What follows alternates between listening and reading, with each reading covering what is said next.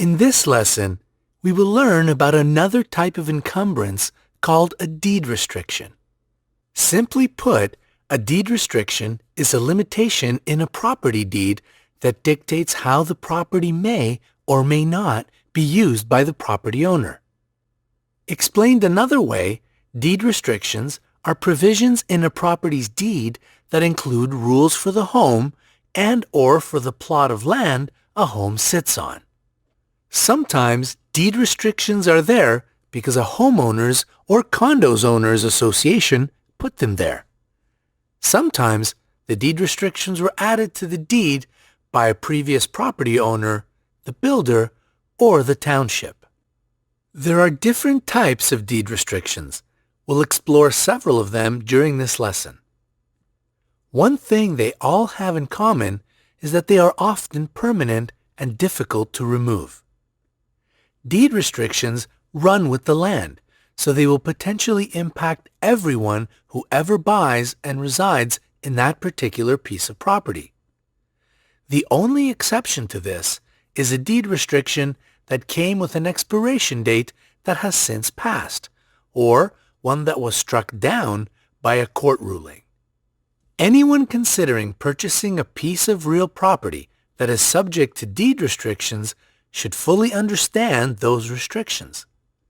Sometimes, new owners bristle at what they perceive as restrictive rules and requirements for their property. It may be helpful for them to remember that the restrictions are not arbitrary and that they were put there for a reason. So, what are common deed restrictions? Let's explore some real-life scenarios where deed restrictions come into play and serve a valuable purpose. 1.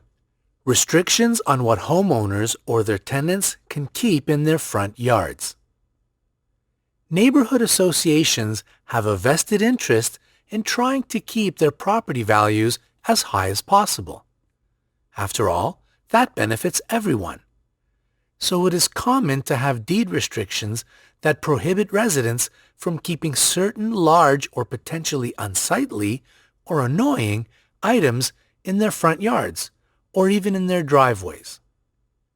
Examples of this type of restriction might include recreational vehicles and motorhomes, cars that are no longer operational, or cars without valid license plates, which infers that they are not being used by the home's residents, boats, trailers.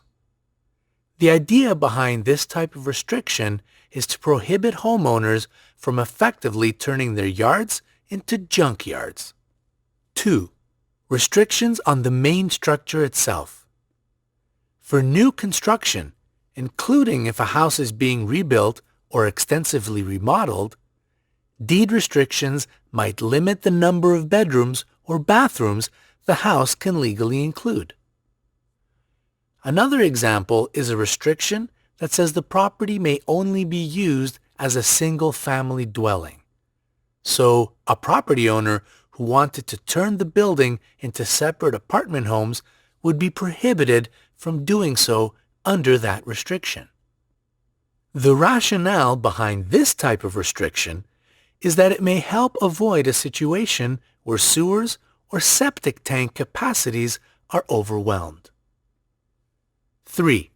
Restrictions about adding structures to the property or adding on to existing structures. Sometimes deed restrictions limit the types of additions or improvements a homeowner can make to their property. These are often, but not always, found in scenic neighborhoods where there might be a concern that someone adding a building or structure to their home could obstruct other homeowners' views and enjoyment of their own properties. For example, property owners may be restricted from adding additional structures to their property. This may include restrictions against adding more than one garage, adding a workshop, a pole barn, a shed, or an in-law apartment to their yards. Before beginning construction, property owners should also ensure they are not running afoul of deed restrictions that prohibit the use of certain types of building materials or that place restrictions on the size of additions. Deed restrictions may also put limitations on the type of fencing homeowners can put on their property. For example, if a home is overlooking a lake, a deed restriction might limit the homeowner from establishing a high privacy fence because it could restrict the neighbor's views of the lake. As with restrictions about what people can or cannot keep in their yards, restrictions about additions are designed to protect property values. 4. Business restrictions. A property owner who wants to operate a business out of their home might be prohibited from doing so if the property deed restricts it. The idea behind this type of restriction is to protect the neighborhood from what could be additional vehicle or foot traffic. Sometimes, this type of deed restriction specifies that homeowners cannot put up signs in their yards. Taking the business restriction even further, some deed restrictions may also prevent homeowners from renting out a room in their home for a night at a time. This is a big deal in some neighborhoods now because of the rise in popularity of services like Airbnb and VRBO. 5. Restrictions about how the exterior of the property is maintained or decorated. Deed restrictions could be used to limit the paint or siding color homeowners can use, or the color or type of shingles they put on their roofs. Or homeowners might find that they are limited by deed restriction when it comes to decorating their homes with holiday lights and other decor. 6. Landscaping restrictions. Deed restrictions can also limit the number and the type of trees a homeowner can put on their property, or the type and number of trees they are legally allowed to remove from their property. 7. Restrictions on animals. Another fairly common type of deed restriction is a limitation stipulating what kinds of animals are allowed on the property, or what kinds are not allowed there. Livestock like chicken or sheep are often prohibited. This is, presumably, so neighbors do not have to put up with the smell and noise that can come from farm animals. Deed restrictions may also include requirements about the types of pets property owners can have on site, and or the number of pets. For example, property owners may be prohibited from owning venomous snakes or spiders, or from having more than 3 cats or dogs.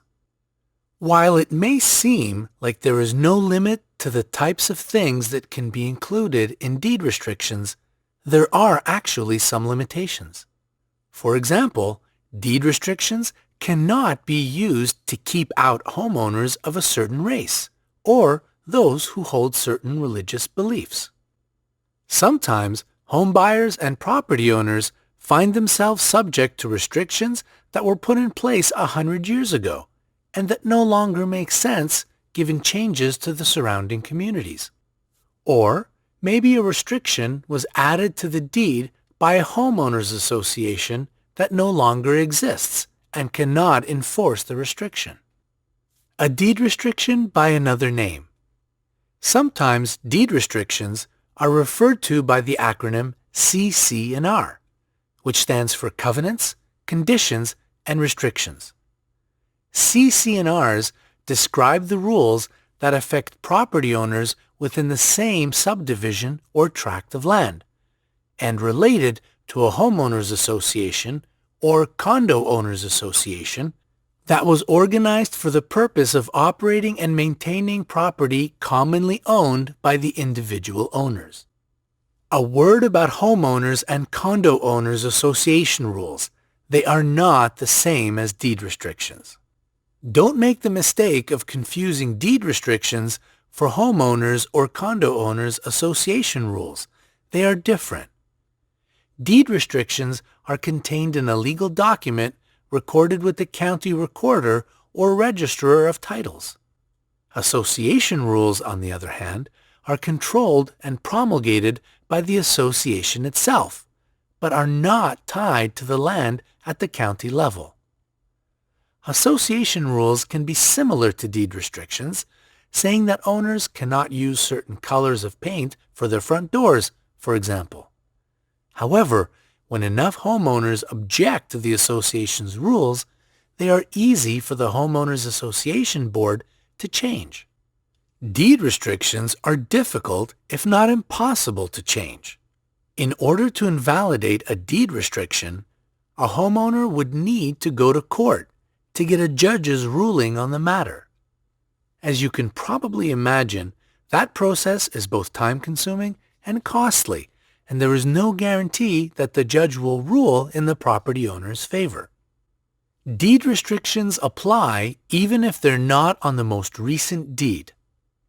It is important to note that deed restrictions stay with the land, even if they are not referenced in a new home buyer's property deed. Once they are recorded with the county, they apply. A title search can identify whether and what deed restrictions apply to a particular piece of real estate.